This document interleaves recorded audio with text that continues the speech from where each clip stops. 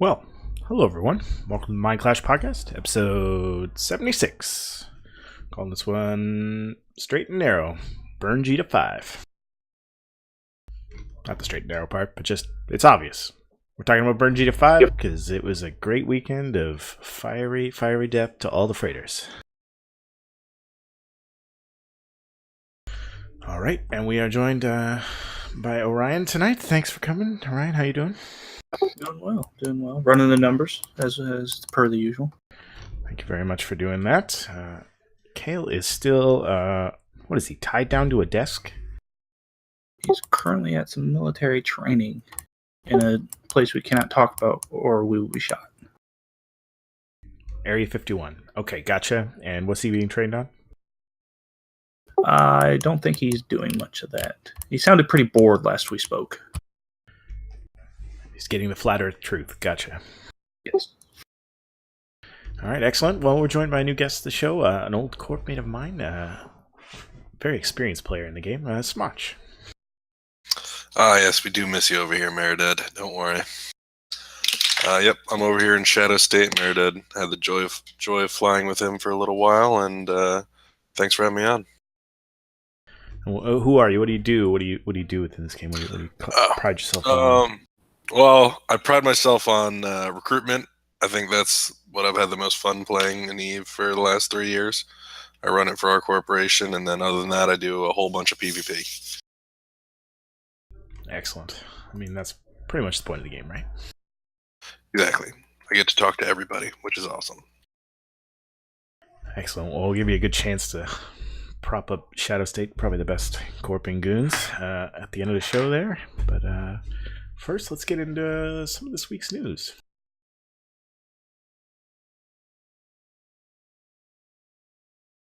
All right. So, if you weren't aware, the call out for CSM 13 candidates was delayed slightly by the announcement via the CSM minutes, but CCP has announced their actual open date for applications to be part of the CSM election will open on March 19th, and it will close on March 23rd. So you have 4 days to get your applications in, one shot. Make sure you fill out all the paperwork, cross all those T's, dot all those I's. There are some important real-life documents you must include in that application, including pretty sure a copy of your passport. So if you're planning on applying and being part of the election this year for CSM 13, make sure your paperwork is in on those 4 days. All of the candidates for CSM 13 will be announced at FanFest. This is different from previous years where we learned who was going to be on the CSM Council at FanFest. So this year we'll just get to know who the candidates are. And then following that, we will have voting take place in April and May with the exact dates to be later announced. So that'll give us a chance to meet all of our candidates. Here on Mind Clash, we'll be inviting as many interested parties who want to come on and share their platforms with our listenership and get their names out there and try to garner some votes. If you're not voting with a block, if you're not voting on a set schedule, you can learn about some interesting candidates there, or if you're a candidate yourself, you can get your platform out. So make sure you hit us up if you're doing that. And then go ahead. I would say, make sure you hit us with your questions. We really want to poke at the CSM here and give them a good platform to answer everyone's questions here. Yeah, more than just, what do you think is the best thing about nullsec? Or nerf fatigue? Or down with cloaky camping? Yeah, those are not questions. Those are statements. Everybody knows that. But yeah, then the voting will be closed. We'll have some candidates, and then spring/summer will be the onboarding for the new CSM 13. There'll be a transitional period crossing over with the CSM 12. And then CSM Summit 1 will be in September, and CSM Summit 2 will be in February. So make sure you have room in your schedule to take 8 days off work to go, well, more than that, probably 10, 12 days to get off work to go to those summits. not essential, but I mean, if you're running for CSM, you're probably going to want to go to the summits. I'm so excited for the reduction in jump fatigue. You have no idea. Be able to join fleets all over the game within, maybe an hour or two. It's going to be great. Yeah, there are some big changes coming. And a lot of those were influenced by the CSM, so, I mean, if you're interested in driving changes to the good or bad of the game, I mean, hopefully to the good, then, yeah, run for CSM, garner some votes, and see if you can make a difference.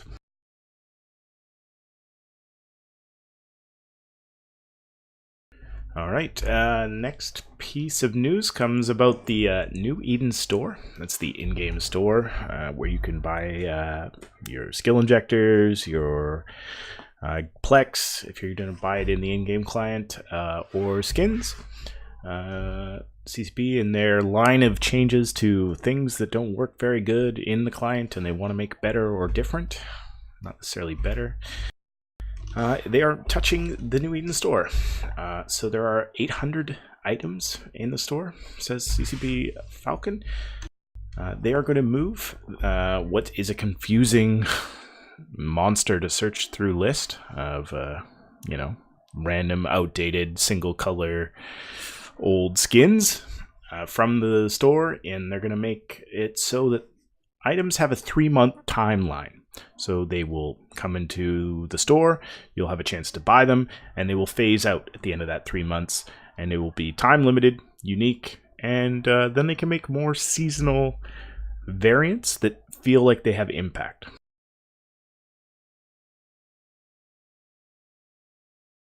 What do you guys think of this style? Are they just making artificial kind of scarcity? I don't quite know yet. Is this just an attempt to suss out a bunch of people's speculation money as they flip these over and then reinstate them for the next year's event? It could be. I hope so. Because I could see a continuation, say, on the those purple kind of what are they, like cherry blossom skins that came out for the Guardians Gala event, if they came back out for next year's event, maybe for different hulls. I think that's probably going to be something we're going to see more of. It's obvious that they're getting to the point where they're adding all these skins because of, people have been clamoring for them. So I don't think we're going to see any shortage of them, but they seem to be going kind of slow with them. I'm not sure why. Whereas, you look at other different things, they're pushing a bunch of the skins out pretty hard on the other servers. I mean, it's definitely an additional resource for them to get their income, but I'm liking the improved quality of them as well. I think they're getting better and better as time goes on. And I know the Glacial Drift, I was so pumped to go get a few of those. I was like, finally a skin I want. Yeah, some of the seasonal skins have been very good, and it's nice that they have them now for more than just a single faction. Like the first couple events, they were only just for one faction, and these ones, they've had like a smattering now, like 6 or 8 skins for each faction, even including the pirate faction skins. Oh man, liking those Cinnable and Macarial skins. They're looking much better. That new Dramiel skin that's on CC right now. Oh, with the flames? Oh, so hot. Yes. All right, we're joined by Angron, one of my current corp mates. How you doing, Angron? Doing pretty good, man. How are you? I'm good. You want to tell us who you are, what you do? Sure. I'm with Iron Armada, like Meredith said, corp together. One of Iron's FCs, like to PvP a lot. We go on some small game rooms late night. Meredith's kind of West Coast, so yeah, a lot of good small game content, and I love the show, so love to be here. The real question here is, how big a bear is Murdud? The goon hasn't left him. I figured as much. It's sad times. He came from us. He was awesome. Loved having him. Basically, he's literally never stopped ratting. Like, he will be PvPing on 2 to 3 accounts and then ratting on 1 account. So, It's yeah. I don't even know how to quantify that. I gotta pay for my losses somehow. Strovolo says in chat, is there a timeline for Alliance skins? I hope so, but as far as what they said at Vegas, it looks like instead of Alliance skins per se, we might have a chance of getting holographic banners that we could put on our ships before we get skins. Behold the onslaught of Hello Kitty Corporation flags there. I think what's different about a holographic skin that you could augment a ship with versus a skin mat that you could put on a ship is that the holographic mount could be made for each ship model, and then you just have to change the icon there on the ship, which could be variable, the same way the billboards are variable. You could just input new, icons to that. I'd imagine it'd be similar to how the current TCUs work. Exactly, or the faces on citadels. Right. Tridget's favorite mechanic. My worry is it's nice and it's something I would like to have, but I worry with the scales of the fights we're having that it just adds more to that server load. And as RCR and LB said, the old skins, I don't think they sell very well. Those like plain color or just like slightly off matte kind of camo. Yeah, those are kind of weak skins. They're still priced too high. That's the other issue. That all their skins are for the most part, are priced too high. I'm sure that's largely due to a whole bunch of manipulation in the background. Sorry, I just mean in Plex. Like from the actual store, in my opinion, they're still macro transactions for the most part, not micro transactions. A lot of them are like $15 skins. Like that's not a micro transaction in my eyes, at least. Oh yeah, sorry, yeah, definitely. Yeah, I'm not paying the price of a Plex for just a skin. Yeah, what about that Dramiel skin though? The Sariel's flank. Bumble, whatever that was the other day. I think that's probably fair at a $5 to $10 price point.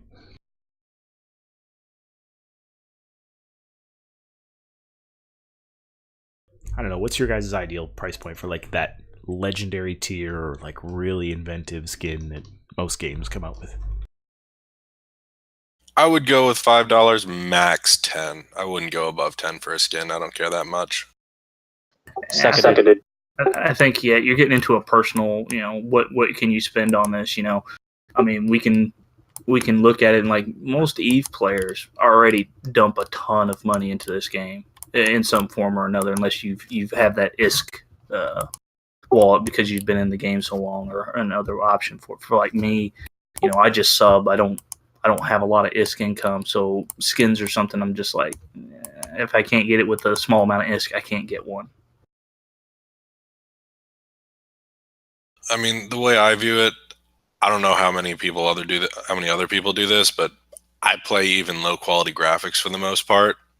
So when I'm playing and I throw on a skin, doesn't really affect the pixels too much.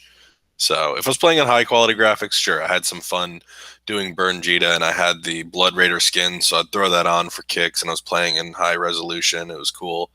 But for the most part, it's low quality all the time because I don't know when I'm going to be going into a large battle in 0-0, and I don't feel like having to change my graphics all the time. So I'm used to playing in low quality. Yeah, same here. I mean, heck, I know some of the Wormhole folks, if we have any listening, understand that even when they get medium fights of like maybe a total of 60, 70 people around, that they can have some serious desync and lag issues on their end. Oh, I didn't know it was that bad in Wormhole. I knew it was that bad in Lowsec, but Wormhole too? If you watch the latest video, I think from I forget the two groups now off the top of my head, but they had a fight where you could hear them talking about people being desynced and having to shut off their clients and restart and come back into an active fight that lasted for nearly an hour. Wow. And it was, for nullsec block warfare, it was definitely a small fight. It was like literally just like maybe 60 people per, if that. I know I hate any like any 0-0 fleet that has to travel through any low sec. It's like, oh, you have 50 people jumping through any system. Prepare for 30% tie dye anywhere you go.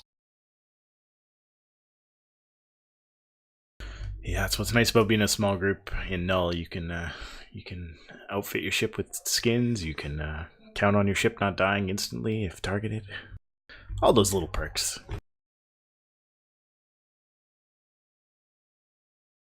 Alright, I'm going to find Angron's picture here in a second, but there are just 2 weeks left in the Guardians Gala booster duration. So if you have those boosters from the Guardian Gala event from running them yourself, like I do, or you've bought them off the market because you're lazy and rich, you have 2 more weeks to use those. Keep in mind that there is a drip feed version. This is a 6-day long booster if you have Biology 5, which if you're using these boosters, I mean, seriously, just train Biology 5 first.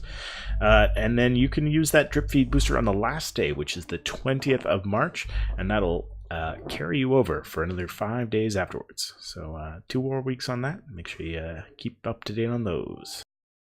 So I was hoping as a director of the show I would be gifted one of these, but sadly I'm just merely cracked with the whip on the daily. You can pick it up in Fountain. Can I just comment that I really like how CCP has integrated these skills with the events. Like, training to skill higher allows you to use these special event boosters. Where in the past, like things like even though biology is such a easy skill train, I don't know, back when I started in like 2010, well 2008, but like really more like 2010, 2011ish when I started getting into PvP really. Only the highest like 1% of 1% of players actually bothered training the neurotoxin skills and the biology and that sort of thing. And now it seems like everyone's training and everyone knows about it because CCP has started to take these sorts of different interesting skills and give more uses to them. And I really like that like change in strategy with them, direction. Well, there's definitely someone on the EVE dev team that loves drugs and the potential that drugs offer as a gameplay mechanic. Yes. Well, my corp is literally one of the longest running drug groups in EVE. If anyone remembers the old Ez and Wiz group, that's my corporation. All the leadership and the folks who have been doing that for years are in that corp, in my corp. And, the drugs are a huge thing for us, and we've tried to get the word out there on any of these drug changes that we can get. How does that work being in Tri? Like, do you guys, because I thought that most of the drug like components only came from that like one constellation in Fountain or something like that. Well, there's a good EVE Uni article where it tells you where all the gas sites are and how they're harvested, but there's a lot more into it.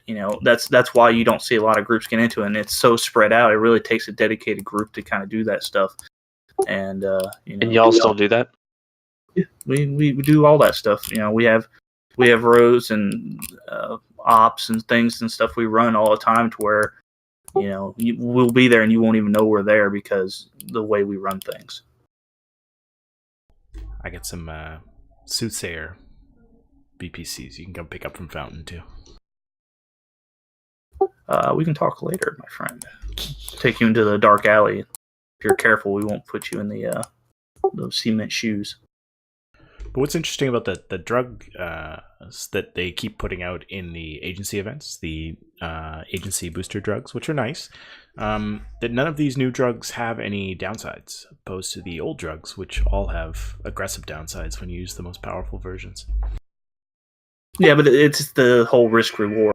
You're not going to get like a 25% increase to your tracking out of these booster drugs that the event sites are giving you. That's true. Every little bit helps, though. Oh yeah. In any fleet. I mean, you take a 50-man fleet, comparable doctrine versus like a 30-man fleet, and they have boosts. I'm confident in the 30-man fleet, all things considered equal.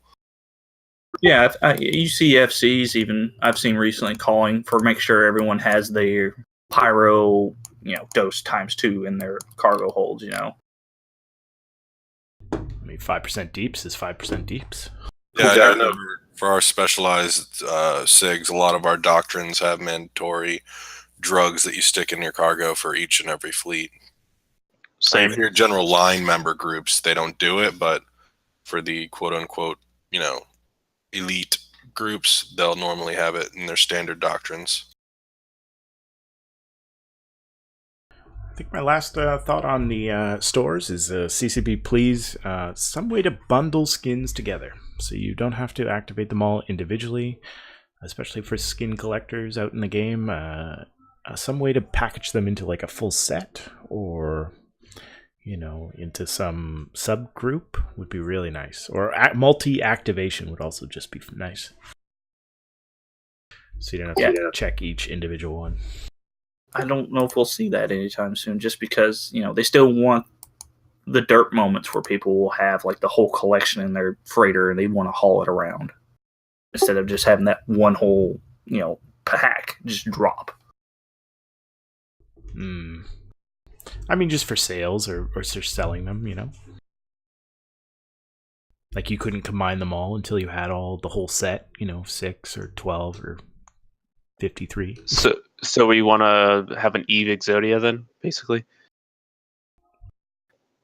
I just want to fulfill my real Pokemon addiction, okay? I'll just have a nice set, nice little box that goes together, carried around.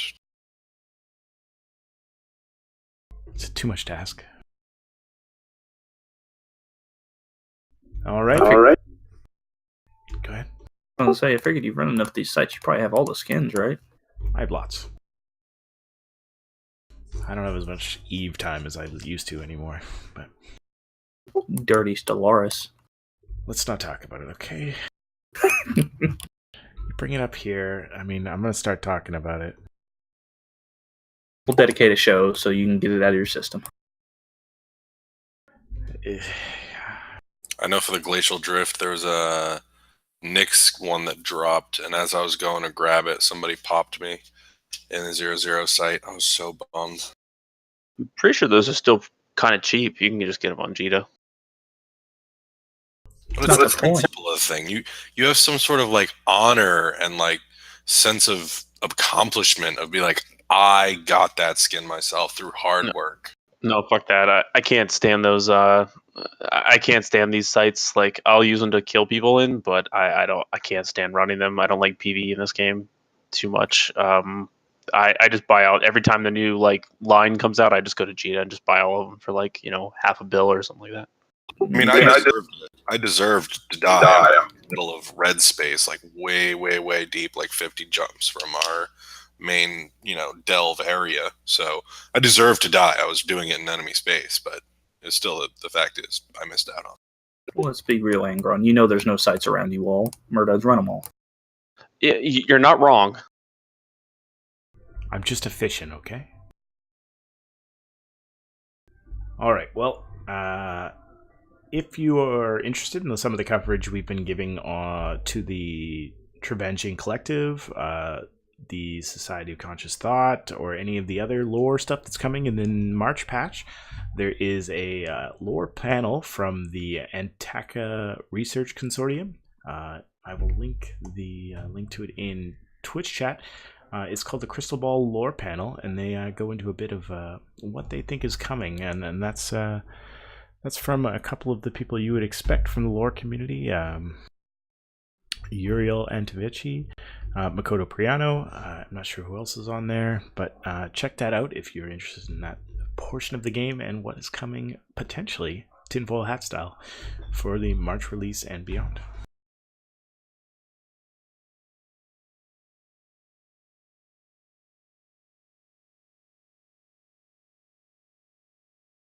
And there are a couple other new podcasts out this week. New podcast from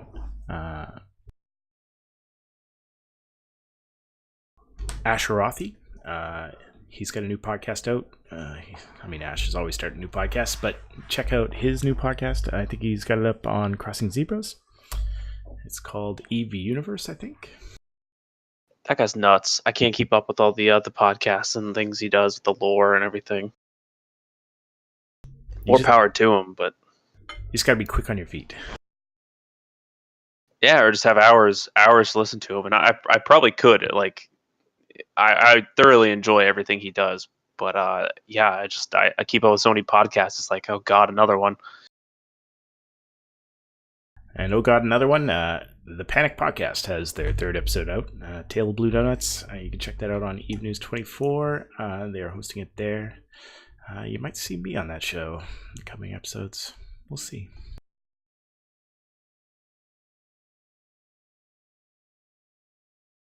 Yeah, interestingly enough, a PLFC recently just posted, I believe, on Crossing Zebras as well about the podcasts and whatnot. Apophany? Apophany, yeah. Caused a bit of discussion on Twitter. I watched some of that come on there. I began reading that episode. What was his gist? Just an overall dissatisfactory with the podcast. He said he wasn't blaming any specific one. It was just let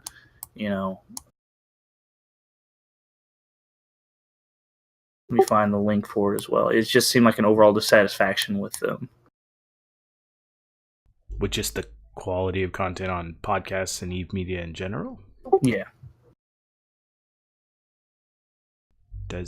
He does realize that other than sitting in on talking in stations, that there's a fuck ton of effort that goes into running a show every week? I think he goes into that as well. I think that was the misconception, along with that little Twitter banter that went on between him and a few of the other people within that discussion. So it was one of those things that I was kind of following on. I think you have to read the article a little bit to see what he's getting at, to see what he's going on about. Okay, I'll resist my urge to be triggered because, Because Ryan McNally went into it a little bit because he felt the same way. He was kind of like, this feels like you're going after us because he was just on their show. Apophany comes off to me as very, I don't know what you want to say, elitist, I guess. I don't know. There are a lot of really good podcasts out right now, and they seem like they've only been getting better in production quality as the years have gone on for this game. So I haven't listened. I haven't heard anything about that. Would you say it was an article or was it a podcast you did? There's a link to the start of the Twitter banner between him and some of the other folks on there. Twitter. Okay, I don't know what it was. There's an article on Crossing Zebra. I will link it shortly. That he went on discussing this. Yeah, I didn't read that, so I'm not really sure where he's coming from, but that just seems kind of out of the blue to me. Like, I don't know what the title of his article is. Well, the title of his article is "All Eve Media is Bad." So immediately, that kind of it's a triggering article for anyone who's in the Eve Media. You could say that about games journalism in general, though. Oh yeah, it's something to grab your eyes and go like, what's he on about? I don't want to say all game media is bad. I mean, publicity is publicity, right? Sorry, what I meant was the journalism side, like the actual quality of the reporting and things. That's what I thought that Orion was implying that Apothany was talking about. Well, people just tend to shy away from the poor writers. I would hope. Okay, this is obviously a 3-page article, and there is some positive feedback from Kyle Yanowski from High Drag. So I'm definitely gonna read this, and I'll give a response to it here next week. But yeah, don't want to get too triggered. I just had some spicy curry for my wife. I just don't want to breathe fire that hard.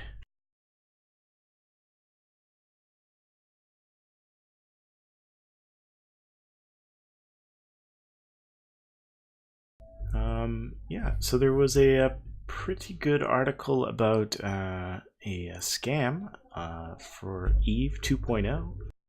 I saw that over on the Eve Onion. They were covering how someone was making a good killing off of selling beta keys to Eve 2.0. Seems like a perfect scam. I mean, I don't think I can go wrong there. Eve 2.0, huh? Yeah, it seems like a perfect Jita scam. It was funny last show that he came off in such a way he threw Villy into a tizzy. Yeah, shout out to Villy, and shout out to Opus Magnum for that little exchange. We didn't get to Villy fast enough to tell him, "Hey man, it's just fake news, bud." But everything is fake news now. Yeah, Is the world even real? We all know wormholes aren't real, so If it's being No. reported on, you can't trust it. There's some kind of spin. we only spin counterclockwise here. Oh, is that how the goons do it? I am not a goon, sir. Please do not do that. Oh, sorry, I got you confused with us. Please. Oh, do we sound alike at all? my bad. I did not mean to insult you. You've now triggered Ryan. Jesus. No, it's no big deal. But and I'm we got proud to some be where I am. No, man. We do have some things like these battle reports, player news. We had an AT ship loss this coming week, did we not? Yeah. In Fountain, no less. Oh, please tell me someone has the story on that. I've been wondering that all week. Unfortunately, I don't. I know there was another loss from a initiative character to the same Serpentis Dreadnought. So it looks like he was going after said person, and when he came in, that he didn't have the dread on his overview and died to it. Wow. The old no dreads in the overview. Poor wormholers. Yeah, but didn't CCP already refund a AT ship or two because some rat wasn't on their overview? So he'll probably I think that was the same day, if not close enough, to where they weren't showing up on some things. So, but this, still bullshit, in my opinion. But yeah, I've linked the Lost Mail in Twitch and as well as the Reddit post that spawned from it. At least one of the Reddit posts. I think it's just hit or miss sometimes when they do reimburse you for that if you report it as like an overview glitch or something. It's just hit or miss of, is this guy in a good mood today? Is he going to improve it? It depends on the GM too. Yeah. Some GMs are known for being very generous and some are just like, fuck you. Like, deal with it. Well, for our podcast listeners, this is we're responding to the imp loss of Chris Maas of Hard Knocks Inc. He lost an imp to a Serpentis Dreadnought in A8 TAC X in Fountain for a crisp total of 125 billion on Zedgil. Which, by the way, is in the same constellation that the drug gases spawn in. Only had Tech 2 guns, too. I mean, come on. Don't the drug gases spawn in wormhole space as well? Different types of gases. Okay. But yeah, it's not the only. The AT ships seem to die in Fountain. There's been a few that have died in Fountain, or at least in the adjacent areas. I think you said it, man. It's because of the drugs. Never fly while high. Right? He had some overclocker in his hold. And there you go. Sorry, and 15 Quaif zeros. I purposely put most of my ISK on a character I never use just for that reason. I'm sorry. Let's go back to that. 15 Quaif zeros. Yeah, 15 Quaif zeros. Was he gonna marathon stream for 2 days straight? Maybe. Well, he also had 20 overclockers, and actually he had 28 overclockers because he had 20 T2 ones and 8 tier 3 ones. But he could have looted a lot of that stuff too, so God only knows what he actually had in there at any one point, But again, we were talking about reimbursements and whatnot. There was some Reddit drama over Jebby, a Eve streamer, about logs and how the CCP community or response team to that stuff was inadequately handling his problems, to a point to where CCP Falcon even got involved and was willing to link the rest of the tickets, in which Jebby did link the rest of the tickets. And the overall feeling from it all is that Jebby comes off kind of an asshole. I don't know. He's always seemed to come off kind of an asshole. He's got that kind of that personality. At least from reading his Reddit posts and such. I mean, while we're on the topic of assholes, another legendary Eve player lost a ship this week. Doom Chinchilla lost his rock roll to CVA, most specifically the Legion of the Spoon. Props to CVA for having the balls to drop on PL, and then they actually even pulled it off. Like that was a welcome battle report to see. Not very often does that happen. There's the kill mail in Reddit. Doom Chinchilla lost his officer fit for the most part, Rorqual. But when they had come in to kill it, there's a video as well associated with this. I'll link shortly, and a Reddit thread. They had initially wanted to drop on the Rorquals, but there was a Hell that was with them as well. And they ended up primary and killing the Hell, and then going through the rest of the Rorquals that they could get, and then still managed to have time to jump most of the Dreadnoughts out. Did you watch the video of that fight? Many times. Yeah, it was actually really good. It was a good quality video to begin with, and then I was actually really impressed by Pravi's FCs. I'm not sure, but apparently some of their older FCs have come back recently to fight in this war, like have become active again. I mean, so it could get interesting, even with Jin Tan leaving to go to test. That this Pravi and PL war might keep smoldering for a little while. Hang on, it's Tappy. Well, oh, I'm sorry, Tappy. They left to go to Tappy. You're right. Yes, thank you.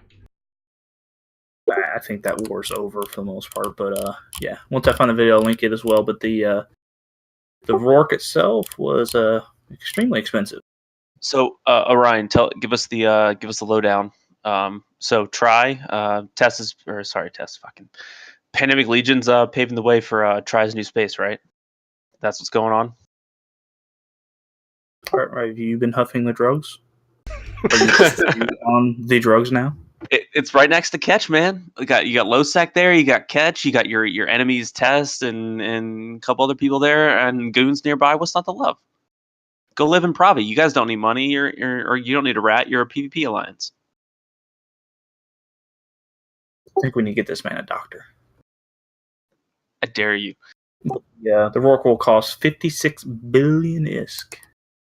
Nearly twice the amount the Hell that was lost. Unfortunately, they were able to recover most of those officer mods, apparently.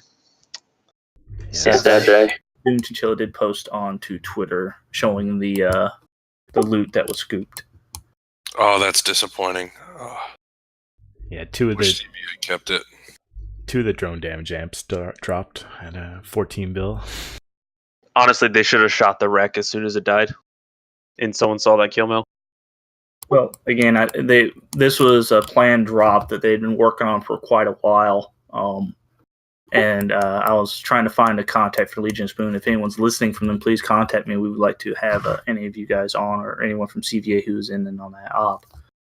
But they'd been planning it for a while, so really they were more sorted with just trying to get everyone out so they didn't lose all the dreads to it. So they knew they only had one siege cycle to kill as much stuff as they could to get out. I mean, Zedkill has spoken, and it would have lived if it was a shield super. Unlike the shield super that died beside it. But don't question the logic of Zedkill. No, it just had to be Caldari. We learned this from the last big fight that happened. Mimitar dies, Caldari lives. It all makes sense now. So if it was a Wyvern, he would have been fine. Shield slaves win. And then think next thing was what? Burn Jita? Well, I want to give a shout out to a sponsor of the show, the War Deck Project. This episode is paid for in part by the War Deck Project, an open Discord group focused on the discussion of war decks in hope of collectively proposing better systems and mechanics for the CSM and CCP to use in future iteration. So if you're interested in war decks, high sec, and making the game better, check them out, the War Deck Project Discord. And yes, this weekend was Burn Jita 5. Now, I've definitely participated in Burn Jita, I think 3 and 4. Maybe it was 3 and Burn Amar. It was pretty much like Burn Jita, just a slightly different flavor. But it's a Burn 1DQ win. Anytime you know. I participate on the other side of it. I just shoot all the criminals. So for those who don't know or who haven't stumbled through Jita and seen this in action, Burn Jita is a sponsored event through the Imperium where the SIG that coordinates high-sec ganking, Mini Love, organizes a fuck ton of ships to have ready to hand out to all of the interested parties. This year being particularly interesting because there was a lot of alpha characters there with some hilarious corp names who all get organized in Jita and then through coordination of the typical ways that you gank freighters, which for those who don't know involve taking a character and scouting out a freighter or a jump freighter or an orca or some other large shiny target on quiet days, you know what Bowhead will do. Scanning it, seeing what's in its cargo, assigning a bumper, which is typically a Macarial with a 500 MN micro warp drive, and that Macarial spends its time bumping that freighter, so it bumps it away from the gate as it aligns to make its next warp, and since it's not aligned, it can't warp, so the bumper just keeps bumping it, and slowly drifts off the gate. Now, bumping has no aggression mechanic, and there is no other way to get your freighter to warp away or safe log. If you attempt to safe log, characters are standing by to aggress your ship, and then you'll have 15 minutes of aggression, and you won't be able to log out. And then the coordination team from Mini Love will send out a fleet, typically a full fleet on Burn Jita weekends, especially the first day, to scuffle over there in the highest damage ship of their choice. If you're a veteran high-sec ganker, you're probably in a Talos or a bomber. But if you're just out for the weekend, a day tripper, you're going to probably be in a Catalyst or did they use many Thrashers this year?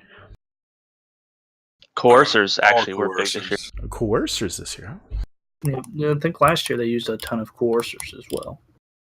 Sorry. Well, destroyers of all variants are probably used. And then, if you have 200 people, you can pretty much alpha through anything. So those guys all warp to 0, approach the target, and let her rip. Everybody F1s in 0.9 and 1.0 systems.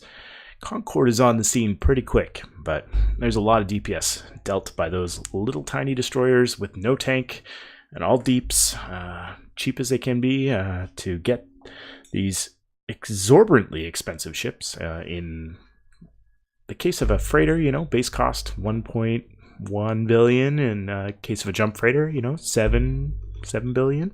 Plus the loot that's contained within. There's a lot of high-sec shippers that have very expensive cargoes. And pop goes the weasel. Freighter dies. You have somebody come in and loot. And the bumper goes and finds its next target to nuzzle up to. Jump freighters, I think, are still like 10 or 11 billion now since the T2 changes. Moon mining. Right, the T2. I knew I should have bought that one that I saw for 4.2. I would have. Paid that was a good one. That was a good deal years ago, man. You should have bought that.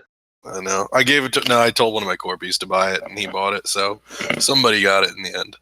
Wasn't there in going to the comment of like Burn Jita and ganking and things like that? Wasn't there supposed to be something from CCP that like said you warped off in like a minute's time. Like obviously it wouldn't matter in Burngita, but like for code sometimes isn't there supposed to be like no matter what you will warp in like after like a minute's time or something like that? They were at least proposing. Did they ever like implement that or?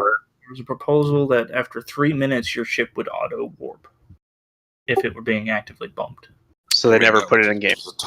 Yeah, they have not put that in game yet because I watched a lot of the bumping going on. So if that was a thing, it wasn't operable for that event unless there's some kind of triggering thing for it. But I do not believe that's something that has been implemented yet.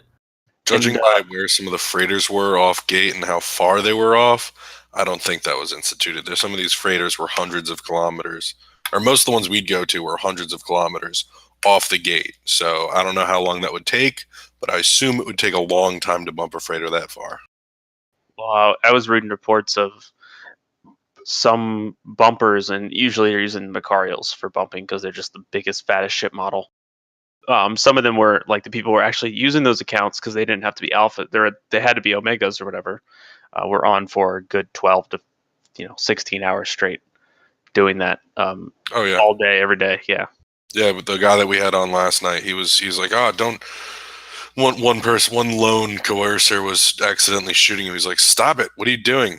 Thank me for working for 16 hours bumping these things off for you. Don't shoot me. So I did a little bit of killboard looking and hobo math here. So looking from the start from what to assume is the end of Burngita, I counted all the kill mails that had anything over, I think, 30, 40 people on it for a gank across bowheads, orcas, jump freighters, and freighters. I come to a hobo total of 167 freighters, 32 orcas, 12 jump freighters, and 2 bowheads. It still boggles my mind that people fucking go to Jita during Burngita. Like, it's such a publicized event. It's happened so many times now. Like, how does this still catch retards?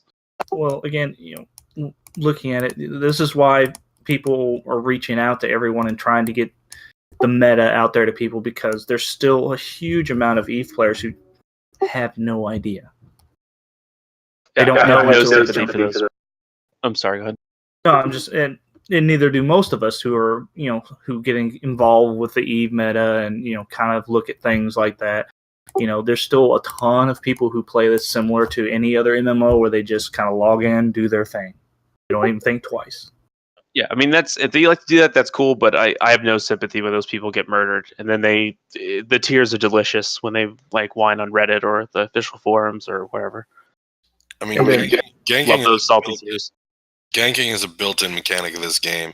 Even if you're near high sec, you have to be wary of any kind of time that you'll be killed flying super fancy golem. I remember like when I first started playing the game, there was a purple drank fit paladin just floating around that blew up in my system. It was like at the time rank cost like 36 billion ISK or something, but it's just like doesn't matter where you are in the game, you are not actually safe at all. Yeah, and then there's still people who go, it won't be me.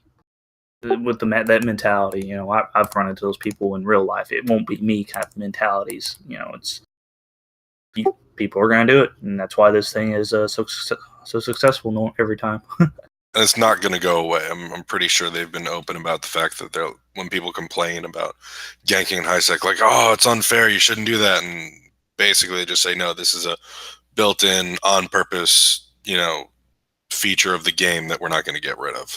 Yeah, Concord is there to punish, not to prevent. What do you guys think about the I really want to hear people's like opinions on this. Like, what do you guys think about the with alphas now, the ease of making ganking accounts? Like, how does that change the meta, and does that actually skew things more towards the gankers than is acceptable, and et cetera? It doesn't. I mean, you can make any ship a ganking ship. I've watched X Death, and I believe Code even do it with Velators. I think it's improved or made it more affluent just to have them around. I know there's been talks. I don't know if any of my groups have done it. Maybe I dropped out of the talks, but when it first came out, we were saying, oh, let's just go make a bunch of alpha Taloses, drop them around all over EVE, and then if we ever get a target, we'll just lock those specific ults on and then just go drop on it with these alpha Taloses. And we can do that now. But that's not without work. That's not without gameplay. I mean, there's a lot of... Yeah, I mean, that's an intensive amount of work and coordination. You know, everyone log in your alts at such and such thing. You know, that's enough work to where I'm not going to argue the point that, you know, that should be something that should be taken away because alphas make it possible. I could totally see groups of us doing that. We have, I mean, I don't know. We have those SIGs and Lagoons that basically just special interest groups that anything you're interested in. So I'm pretty sure they could easily make a group that has just a sole purpose of doing that, and they get a few hundred people in it just to have fun. Like, all right, go make 5 all alphas. We'll drop them off in these random systems. Leave them there. If we want to drop on something, take them online, and you're good to go. See, I love the idea of that, but I'm so fucking lazy. I don't want to log in to train alpha skills on, you know, multiple accounts across the universe just to have that ability someday. I'm bad with the one alpha tune I have of checking to see, I need to start skilling him and do his other thing. I haven't done the new tutorial. I haven't done, like, apparently it's pretty good now compared to when, you know, we all probably started, but like I haven't done that. I've never made an alpha. Like I just can't be bothered. And I kind of wish I had the motivation because like they're gonna be pretty good. I mean, especially now with the changes to alphas, like they can be pretty good. Back to the Bernjita thing here real quick. My friend who went over there, we usually go shoot goons and all the criminals during Bernjita, managed to go from nowhere on the all-time top ships list to number 7 in the Crucifier with a burst jammer at the event. He would find the blob, and as they were starting to engage, he would set off the burst jammer, which again works just the same as you're aggressing anyone in high sec. You will get concorded, but he gets on every kill mail within 15 kilometers due to the burst jammer.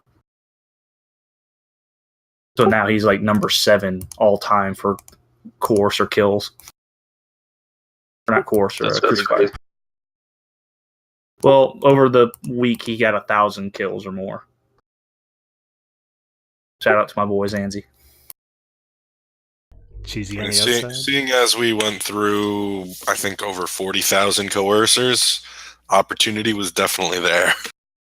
Yeah, and I mean, I think Aerith was even doing some of them in a Vindicator. I think I saw some Vindicator Ross mails. We had a bunch of Vindicators, yeah. Aerith could... Okay, so if Aerith tried to do that, he would literally probably run out of Vindicator holes before he ran out of money. I'm feeling that's strongly true. Please, if you have extra ISK you don't want to use, Orion's solo in-game will gladly take your ISK and put it towards ship hulls to die in a fire. Yeah, maybe that'll be the new strategy for goons. Let's just pay for people to take fleets into our space so that we can have some more PvP fun. If you don't drop supers on me, I will bring fleets. It doesn't have to be supers. Yeah, you'll just drop. We have plenty of other toys. Let's fair. It's always supers. And we're kind of diverging off the Bernjita thing, but again, you know, I tell everyone this. You know, I can't blame someone for bringing what they bring into their home area. So it's on the people roaming to figure out a way around it, or you just deal with it. Yeah. That's anybody that has a home field advantage will take advantage of it. And I mean, around this time every year, like the same old cliche argument comes up, you know, like how safe should high sec be? How safe should a ganker be? How safe should a freighter be? Should solo players be able to be, you know, play their solo gameplay style? Should space trucking be a valid gameplay style that should be protected and enshrined within the rules code? CCP's been very open about that they will not, that they're going to be reactive to the fact of people coming in and ganking people. They think it's a feature that they should keep. Related to this, do y'all watch the Push to Talk podcast with what's his name? The big market guy, not he's on all the podcasts, not the goon guy, but Caleb. Do you guys know who Caleb is? He's on all the podcasts and shit. I know Caleb. I haven't watched Push to Talk yet, though. It's fairly new, isn't it? Yeah, they've only got like 4 or 5 episodes, I think. But they actually had one where he got really into it with his co-host about talking about how Eve doesn't have the ability to have arbitrage, like where you go like take expensive or cheap items from one system, move into another system where you can sell them for more money, sort of thing. And he was very passionately arguing over the course of, I want to say, a good like 10-15 minutes, maybe. It seemed like it was longer, but um, uh, about essentially um, saying that high sec needs to change, or like hauling is doomed.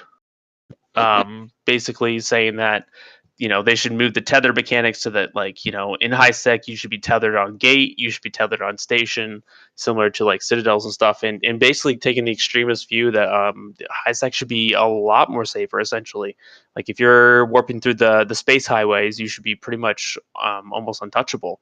And it was I have to find the podcast, but it was I was surprised to hear that such a well-known person was actually his opinion on that. What do you guys think? Like, that, in my opinion, that's a little far. I mean, I wouldn't say arbitrage is dead. It's just a matter of time that you have to put in. I mean, take the real world, for instance. You got to have some arbitrage. If there's arbitrage in any market, there's going to take time to transferring between those markets. And in Eve's instance, it might take you 15, 20 minutes. I don't know how long it takes a freighter to go from like Jita to Omar, but let's assume it takes 30 minutes. That's the given time that you have to put in to move it. So in reality, arbitrage is there. It just takes time to act on it. I know back in 08 when I was sitting in HiSec in Umaka, one of my court mates would literally on one of his characters all day, literally fly a Marauder from Jita to Amar all day, and every single time he would make 15 mil on the trip. So that's arbitrage crazy. Is still there. It's just a matter of time that you got to put into it. Yeah, in chat, a Wild Star has it right. He's remembering it more correctly. It was talking in regards to how that's why there's no other major markets than Jita, and all the other markets are dying out, is because people aren't easily able to ship goods to those outer markets. And he was trying to make the argument basically that people are able to, or would more likely go to the other markets like Ren's or whatever the Glente one is, and Amar and stuff over Jita. Sorry? Dodixie, yes, thank you. Over Jita, if it was easier to move goods to those locations, because they are technically closer to various null-sec alliance and low-sec alliances home bases. I mean, forgive me, because I don't look at the markets in high-sec pretty much ever, but I would assume, just looking at general markets, the other markets would be more expensive. So props to the guys that would be supplying those markets to give them a little bit of a benefit for traveling or moving those products out to those farther out markets. And, it's a risk return here of, oh, do I want to move it out there and slowly move it? And it's also ease of use. I'm going to pay a premium because Ren's is 3 jumps for me versus flying away all the way over to G to get a cheaper price, right? I probably won't even leave my system in 0-0 to go get a cheaper item if it's like 15% less than the system next door. So I'm going to pay that premium because I don't give a damn. All right, I got a new high-sec corp idea here for some entrepreneuring high-sec player. The Mad Maxers. You take freighters, you got a webbing ship, you got some logi, and you just run convoys of freighters really overpriced as one big group, and then you just stick with them and heal them and web them through the gates. Take them anywhere. So the Eve Castle run? Are you talking about the logi to protect them? Logi to protect them, web ships to get them and warp off. Well, I mean, before the days of jump freighters, that's how it was. You would have to fleet up and escort freighters across, all of Eve. If only. I wish it went back to those days. I mean, maybe. I mean, that might save them in general for most things, but if you're talking about burn Jita, that would not have saved them. We'd kill a freighter in less than the cycle time of one of those, and we had so much overkill on any of those freighters. Like, it would be good, given like lag and everything, tie-dye, but most of my time was waiting for Concord to kill me versus waiting for that ship to die. So in Burn Gina instances, having Logi on field would not have made a difference. We'd kill them in between the cycle times of all those reps. But then if the environment changed so that Burn Jita was, say, a persistent threat, say there was a new corp, new high-sec ganking corp that just became like oppressively blockading Jita, so that Jita actually just got burned out because Literally, it would just be alpha goons. Sure, doesn't matter. It could be anyone. It could be a concerted effort from all groups to just burn Jita out, just a full blockade. Then people would just adapt, right? The ecology of the system would adapt. People would switch to DSTs. They would switch to unlockable, unbumpable targets, or they would just move the market, right? The economy of Jita exists, and the ecology of the gankers in that area exist because of the way it is, right? As soon as Burn Jita is over, it'll go back to like 4, 5, 10 freighters dying every day, but to like 20, 25 guys. And the market hubs have shifted. Jita's probably been the long-lasting one, but Jita didn't used to always be what it is. UI used to be the center of all EVE commerce for a little while. It may. I don't think it'll change again just because of how prolific it's gotten. I will, but to counter that point, UI only changed from that because CCP actively changed the gate connections in the game. Like, they actually modded the game, which caused Jita to over time become the new trade hub because it was the best at the time mission hub and everything, and had the best connections to the rest of the universe. They eventually got rid of the mission agents, but it just stuck. So Jita was only Jita because UI was actively killed by the devs, by their decisions. Otherwise, UI probably would still be the top the trade hub in the game. And honestly, from a lore perspective, it makes more sense to me that UI should be the trade hub, and I'm kind of the opinion, and have been for a long time, that they should actually reconnect those gates the way they originally were, and just make Jita back into a mission hub and then see what happens. Because it'd make more sense from a lore perspective, at least in my opinion, for UI, like this no man's land almost of systems of the empires to be the main trade hub than just some random Kaldari region. It's not even their capital, etc.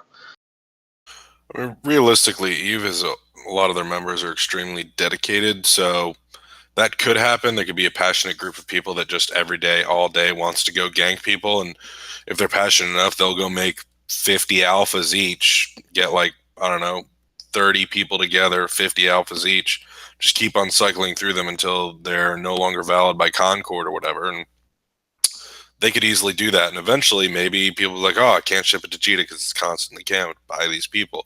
Got to move it somewhere else, and that could move it to be a different market. But then again, once a new market becomes a top one, it's not like these people would likely be just to sit around and have Jita die. They'll move to that more popular market. Or maybe things will dry up for a little while, and then they'll go to a second popular market, and then they'll come back. I mean, there are very dedicated people that would do that, but people will move if it's not safe. Oh, absolutely. And then the problem is that the market itself sells the items that allow it to be ganked. Like, Jita sells, and I'm sure, I'm almost positive goons have been stockpiling for a while, whether through building or buying or whatever. But the casual ganker can just go buy some catalysts or coercers or whatever, or thrashers and Jita, and then go gank something. Like, the market itself supplies the means to kill the freighters supplying the market. So as soon as you move, literally within hours, there will be gankers at the new location. I'm not saying that will change the ganking situation at all. I mean, somebody correct me, but how many taluses would it take to kill a freighter? Like 12, maybe? Yeah, about that. Not many. It could be. I don't. I never flown a Talos before, but I'd get randomly guessing. I'd assume that. So, small group like that takes out a freighter. Boom, done. And props to that jump freighter that was killed by Snuffed Out, though. I saw that. That was pretty sick, too. That poor bastard. 130 freaking bill. No, it was like 270 when counted with in-game ISK or something. Oh, really? It was over 200, yeah, because if you look at the ops and Interesting thing you were talking about UI. When I first joined the game, I was told that was the center of Eve. So I started my first corporation in Uli and called it Uli Heavy Industries, and we based out of that damn system. The only reason why I know some of the history. I don't think I've ever been there, like actually, like at all. It's And got I've played for good like 10 years now. It's got a Concord station in there and a broken station in there as well, I believe. Also have a memorial to my friend who passed away in there as well. So it's a. You can't get there anymore, right? Oh, You can. It's just irrelevant. yeah, it's just a 1.0 system that no one really hangs out in. Except wow, we used to when I first started the game. Maybe there's a dedicated group that just chills there all day to be like, fuck it, we'll hang out over here for a while. Well, let's be fair. They're role players, and they probably do exist. Yes. Well, I mean, we hung out there for the longest time because we didn't know any better.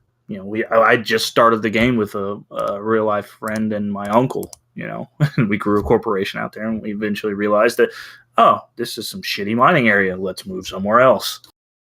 Oh, come on. Everybody had that moment. I remember I had it when I first started playing the game, sitting in Todaki, that noob system, fit a mining laser on a Badger, park it on a belt. I thought I was going to be the richest person in game. I was a nerd because my uncle, my real life friend, said, you're starting a corporation for us. I'm like, I'm a what?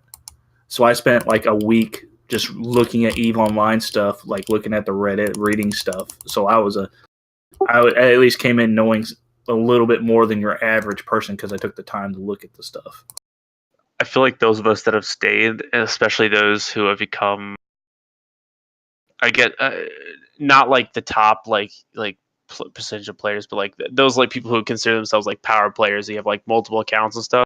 A lot of us came into this game and then like fell in love with it immediately. And they just went and researched for hours and hours and hours and read about shit. And like, everyone reads the Guiding Hand Social Club story and then like the Days of Bob and Goons and things like that. And like you get this like kind of like romantic idea in your eyes, and then you never let that go as the game goes on, whether it actually lives up to that idea or not. I think a lot of us kind of did that as we came in, like just like tons and tons of research. I know I did, like very soon after joining the game, and I did the same thing. My brother and I joined, and I was mining in high sec with back when Ospreys had mining bonuses or something like that. I can't remember exactly how it went, but they weren't just the logi ship they are now. And then we were like, oh, we're gonna be so rich, we'll work together and it's gonna be great. And coming from World of Warcraft at the time, we thought working together would just make us like so much money. And like it's just another level that EVE is on compared to those other games. Sorry for the tangent though. You were supposed to research in the beginning? Oh, that's what I did wrong. Yeah, you messed up. You're a late bloomer there, Merdud. I didn't even use my free 2 weeks. I didn't log on until like 12 days into my free trial. I think I only used one free trial. Oh yeah, this is my first character, and then I didn't use it for the entire time I had it, and I just said, fuck it, I like this character name. It's my go-to name. It's an interesting progression. I got into the game late, I think 2013, I want to say, or something like that. Yeah, 5 years, no problem. Yeah, I love this game. Like this game, like you read people and we joke and whatnot, but I love this game and it's helped me through a lot of different things. And it's interesting to see everyone's progression through it. I started my own corporation. I closed my corporation. I've had friends die that I know in this game. It's something you will never get in any other game, I don't think. EVE is forever. Yeah, I remember like when I first started, I've always been interested in recruitment since like the beginning of when I joined this game. For I have no idea why, but I just enjoyed it. So I started doing it in the beginning. I was trading noobs in high sec, and it's crazy to see where the people that I remember the people that I recruited in my first corporation, and every once in a while I'll check up on to see how they're doing. They're like, oh, he's the leader of a 2,000 man alliance now, and it's just all different routes that they all went. It's crazy. Dank leaks, please. Which friends are your leader of 2,000 Man Alliance now? Secrets. Trap. Yeah, it was nice catching up with my first couple CEOs once this show started getting off the ground. Shout out to Anduin. Good to catch up with those old peeps. Like, I remember when you didn't know shit. Like, I still don't know shit. We're just more bitter about what we know. Oh, that dude's gonna die in a fire. It's not because they're a vet. It's just because they're a bitter person. It's like I tell. I hate everyone. I've always been like this. It's not yeah, exactly. It's not because I'm a bitter vet. I'm just a bitter person in general. Yeah, I'm gonna take that philosophy and use it in real life. See how it goes. Well, the only thing we missed about Bernjita was PL deployed for like 5 minutes to counter the goon operation. They managed to kill a couple bumping ships. I mean, I know in one of our fleets, I know somebody mentioned that there's a whole bunch of PL propaganda about that. Not being a huge Reddit reader, I'll read the stories every once in a while. I mean, I've seen some funny things on there, but from being just a regular, normal member in the fleets, I know there was one orca, I think, that got away for about 30 seconds in 5% structure. And then about 30 seconds later, I was posted the kill mail, so I assumed that we had some spare ships off to the side that blew them up after the ECM bursts went off. But as far as I know, I don't know a single target that actually got away. I thought that was a joke. Like, did they? I mean, I guess they probably like went through with it a little bit, but like, did anyone actually take it seriously? I think so, but they didn't save anything, as far as I know. They, per the Reddit post, they killed 3 Mercurials. I'll link the Reddit post here in a second. And it reads kind of like a troll kind of, we did this, blah blah blah. I mean, all in, if we lose a Macarial, 3 Macarials, it doesn't really affect us. I'm pretty sure those are probably SRP'd. I mean, with all the effort they put in. What do you guys do with all the loot you get? Does that get divvied up? Or does Many Love take it? Or is that literally just stolen by the first person that grabs it? No, that's goes to the SIG, Many Love. Gotcha. I was in talks with Bony Tooth, so hopefully we'll have him on sometimes where we can talk about ganking and stuff like this and cover this a little bit more in detail. I had asked in Fleet, I was like, hey, what's the deal with loot? And they said it all goes to Many Love for recovering some costs, if any. I mean, I'd like to see I don't think anybody will share the numbers of what we spent versus what we got back, but it's still a fun time.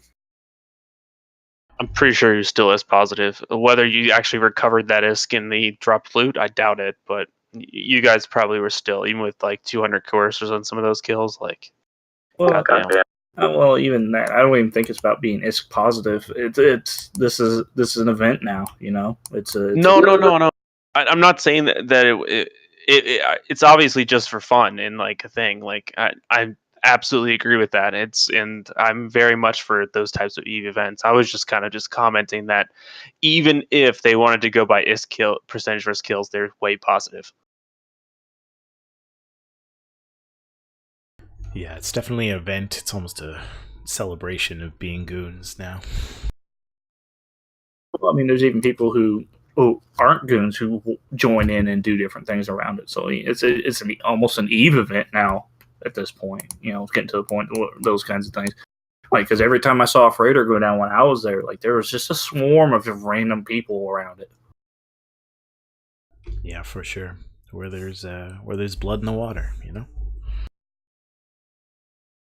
I mean, I think if I'm doing my math right, am I looking like 100 billion ISK in coercers? So, I mean, that was just rough math if my eyes aren't messing with me because it's a lot of zeros. But 100 bill in coercers that went out. And, I mean, we killed, I don't know, depends on whose numbers you looked at, but I was looking at roughly 850 bill that we killed. I don't know how much of that goes to loot, but it's totally possible we recovered our costs. You easily did. I mean, it might, just from shorthand numbers I did, you had 167 dead freighters at 1 bill apiece. You already almost doubled your ISK value. Well, yeah, I'm talking, but in recovered costs, I'm talking about like drops. If we wanted to recover ISK, I mean, it's a negligible amount, but still, we would have, I'm sure, recovered a good chunk of that at least. To be fair, I think 100 billion is almost a rounding error for goons at this point. I think that's why I said it's negligible, because it You're- doesn't affect us. right. Your real issue is the hulls itself. Like the cancer of fit, even with multi-fit, like it will crash your computer to try to fit 40,000 or whatever you said coercers, like multi-fitting in Eve. Yeah. Like it would just like would die. I think I saw a ping that went out that it was sent to me. It was basically said something like, "Congrats on this fitting up, guys. We finished fitting up 25,000 coercers tonight." So, or something like that. Please no.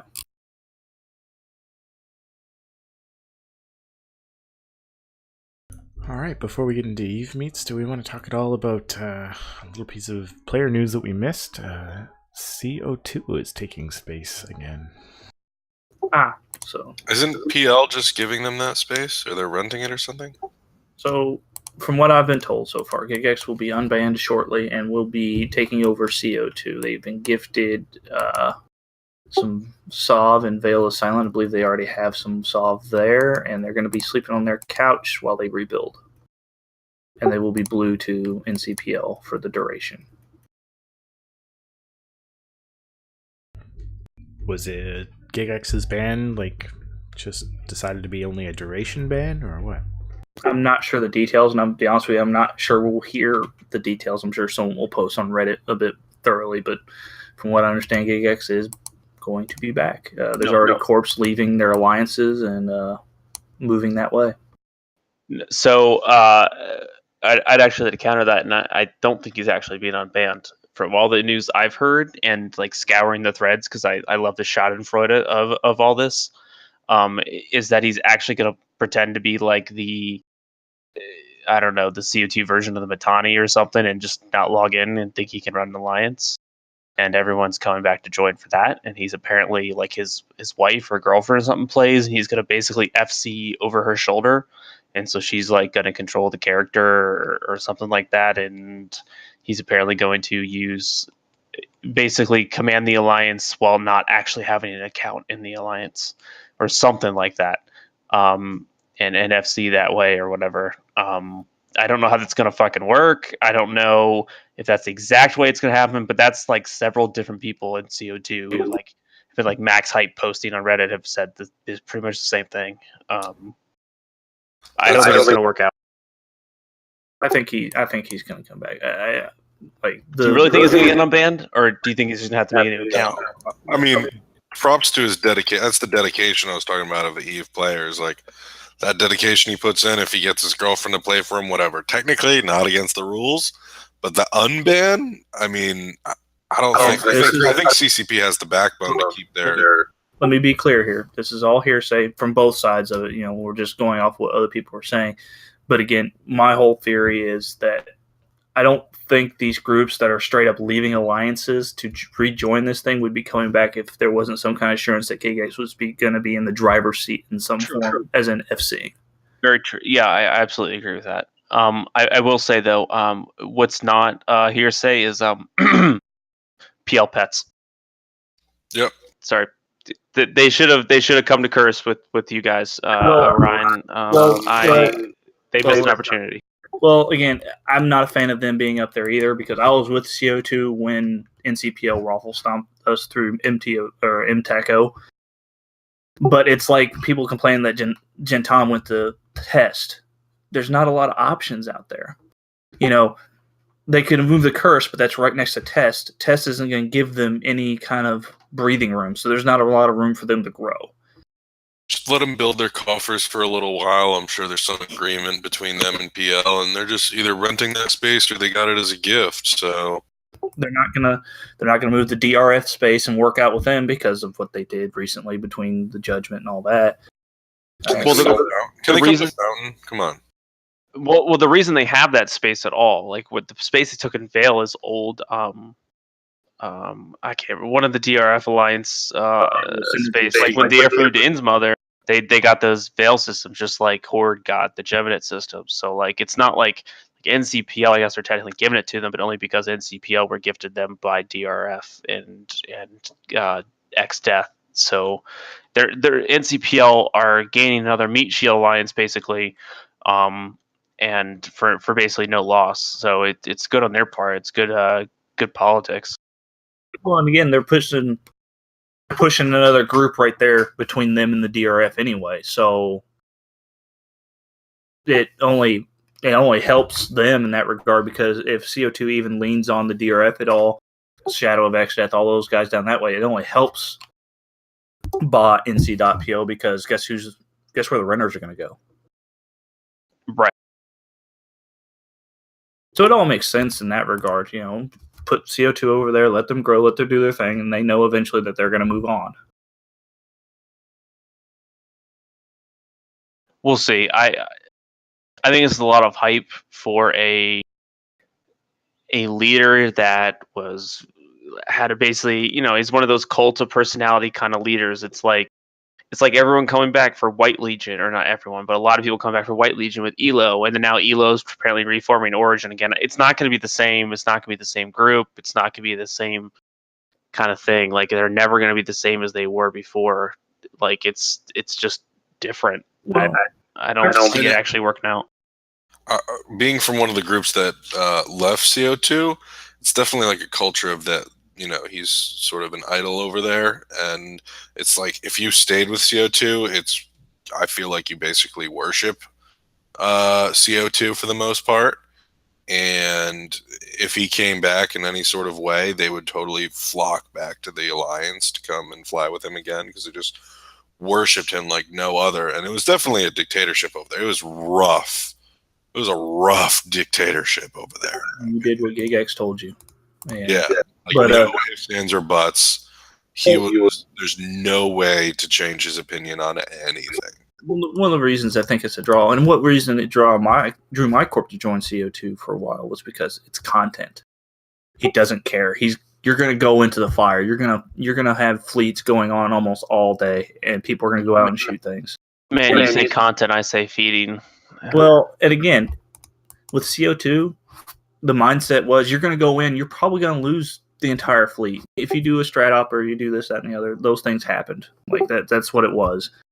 But you undocked, you fight. That's what they did. That's what a lot of people are looking for. And that's why you're seeing a lot of these blocks starting to get where they are, so people can have the content where they have these fleets going on all the time. You sound excited, Orion. You want to say something about your corp leaving and going to CO2? I'm not excited. I'm just laying the facts out there. We're staying with Try. There's no reason for us to leave Try. There's nothing wrong with Try.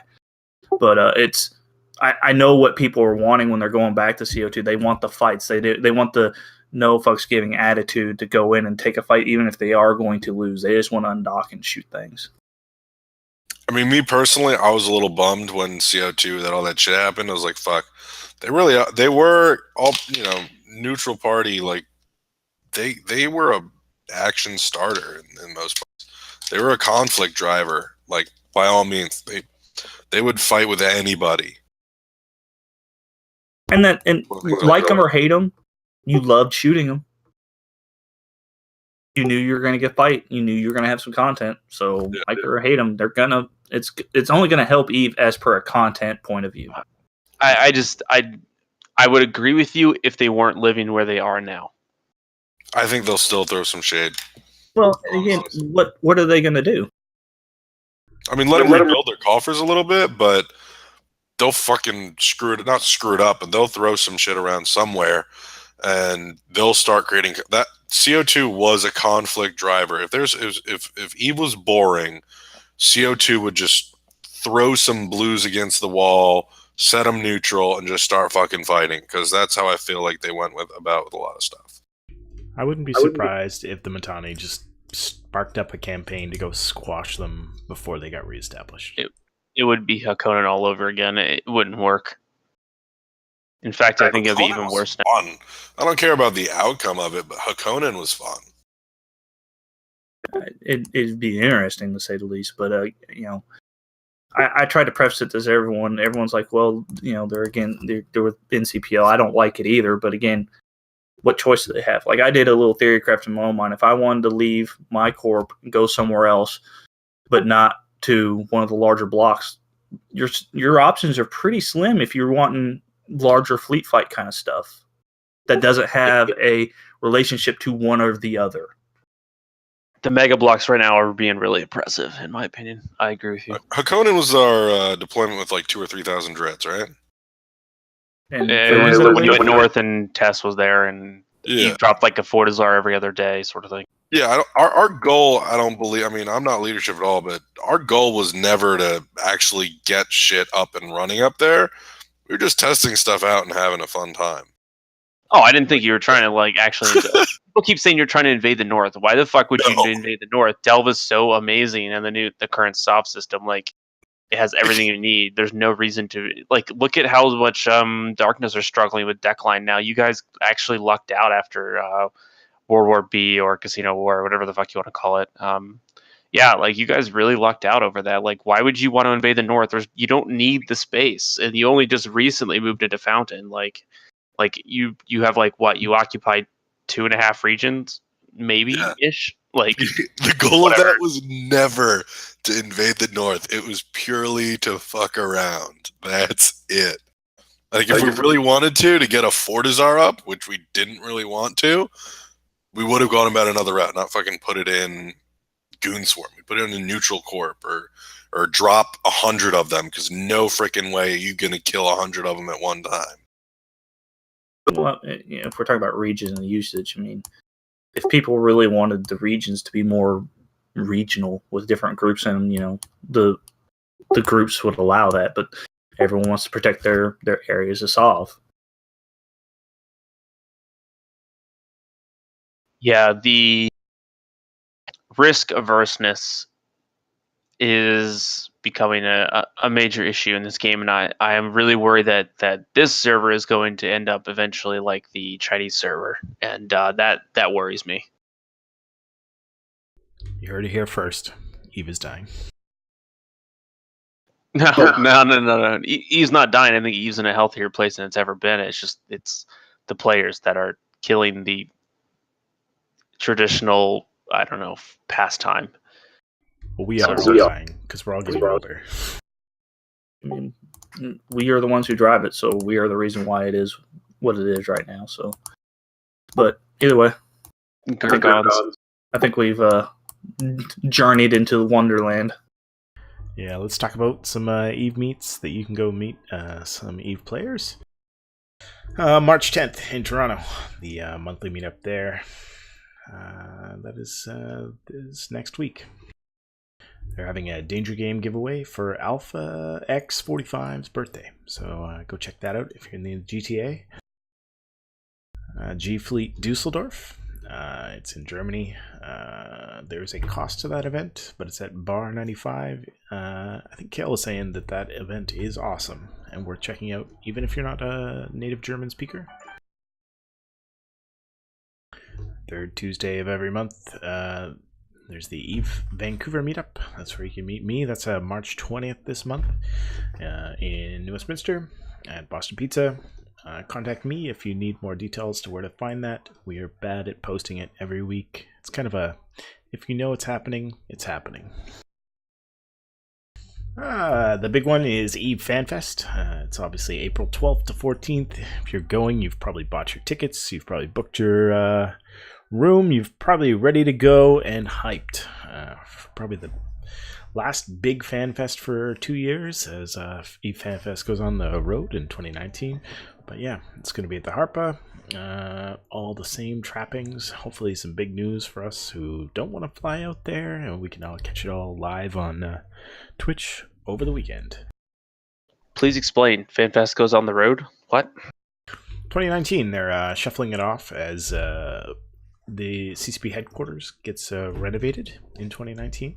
So they're taking it to 4 locations across the world. I think they're going to have... For the next 4 years, or for like 4 different like events, like every couple months? So every couple months. Yeah, they're going to split the effort that goes into FanFest over 4 separate events. So Eve Vegas, I think Eve London, Eve Down Under, and then another one. Did they decide on a East Coast one yet in the U.S.? I don't believe so. Maybe it's Eve I Amsterdam, think that not Eve London. I think they were going to have an East Coast and West Coast. They said that in Vegas. I'm not sure if that's changed. I don't think they've put out a official one, but technically Eve Northeast, you'll see a dev there as kind of like a guy who shows up every once in a great while, but they haven't said there's going to be an Eve East or West just yet or announced one. I think there was a lot of push for Florida, but. And then in April, there's Eve Detroit in Ferndale, Michigan. And then May 31st, there's the first annual Eve Retreat. This is a full-on retreat into a wilderness lodge in the heart of Missouri. So if you're in the southeast of the United States, you can check out this event. It's kind of like Eve Northeast, but in the southeast. So check that out. There's still some spaces left, and I think they get a better deal if they manage to book out more spots. So yeah, check all those events out on eve-meet.net, and if you want to start your own Eve Meet, feel free to just post one up there. If you're in a decently large city or you got a good county with lots of people, you'll find some people to meet up and have some beers and talk some Eve, because who doesn't love to talk some Eve? If anyone's in Houston, I just moved here. Please message me. Eve players. I just moved for a new job as well. I moved up to the Boston area from Philly, so hit me up. I don't want anyone to talk to me. No, you're an antisocial Eve player. Why would you? Fair enough. No, it's everyone living near the military post out here. I try to run into, and there's quite a few Eve players in the area. You find people in the damnedest of places for this game. Like you never would guess. Like you find all types. All types. All right, let's go through some shoutouts. Let's start with Smotch. Yeah, what's up? Want to shout out someone? Maybe tell us why Shadow State's the best corp in Goons. We're a bunch of people that get together, and somebody made a Reddit post a while ago describing all the Goon corps, and I think it described us as pretty spot on. As just, hey, if you like to play Eve 24/7, come join us. Oddly enough, we don't play 24/7, but it was a pretty funny mock-up of the entire Goon corp list. We like to drop on people, like to fight in PvP. Basically, we just like to get good, and if you like to get good, come fly with us. For sure, some very talented Super Cap and Cap FCs there. A lot of good Yes, guys. we are a very, very cap-heavy group, I would say. So we tend to lean towards the more experienced players to come fly with us. Yeah, for sure. Check them out if you're looking to be an experienced pilot within Goons. I definitely recommend those guys. Angron. Yeah, I actually like to give a shout out to Fed Up. It's Federation Uprising, the Gala Alliance. They've been awesome allies of lately. We've been doing a lot of joint fleets together, and they just seem like really cool dudes. I really love playing with you guys. Thanks for having us around. Yeah, I haven't got to fly with Ash yet, but I've flown a bunch with Silver. Yeah, I'm a super huge fanboy, and I haven't either. So yeah. This is our Ash call out thread. Come on, Ash. Please, Ash Tarathi, notice me, senpai. All right. I want to shout out the guys at the Best of Us channel. If you're a military vet or former military vet or connected with the military in some form or another, go ahead and join us on the Best of Us channel in-game and the Discord and hang out with us there. If you need help or anything like that, especially if you're a veteran from any nation, hang out and ask questions, and we'll help you out as best we can. All right, beautiful. I'm going to shout out Dracos, mostly for his mom. We're going to shout out all the people who stopped by the Discord and just say hi. Just say, hey, I love the show. I really appreciate it. It keeps my spirits up while we carry the load here while Kale's away. Shout out to all of our listeners here in the live show. Thanks for stopping by. If you didn't know, we run this live every week, Mondays at 7 p.m. Pacific, 10 p.m. Eastern. If you caught half the show, just caught a window, didn't know the show is in post, YouTube postings will get back going as soon as Kale's back, because I don't know how to push those buttons. But we typically post our shows to YouTube, as well as you can get the podcasted version, where I edit all the silence and add some music in our intro. You can find that on evepodcast.com. You can find that on Crossing Zebras once Kale gets back. And you can find us on our straight up Mindclash RSS, which is even on Spotify now. So that's fun to see my name on Spotify. It's cool. Anyways, thank you all for listening. Thank you all for watching. Thank you our guests for coming by. Without you, we wouldn't have a great show. Remember, if you're interested in joining the show as a guest, we are open to literally anyone, as we would love to have shows about what you're passionate about your corp, about your alliance. If you have some comments on the week's news, please stop by the show Discord, poke your head in, say, hey, I'm interested in being on the show, and, just like Angron and Smosh tonight, you could be on the show. Thank you very much. Any final words? Thanks for having me. I'm literally a nobody. Go on Meredith's show. It's fun. Literally nobody. Wormholes are fake news. Damn rights. All right, peace out. See ya.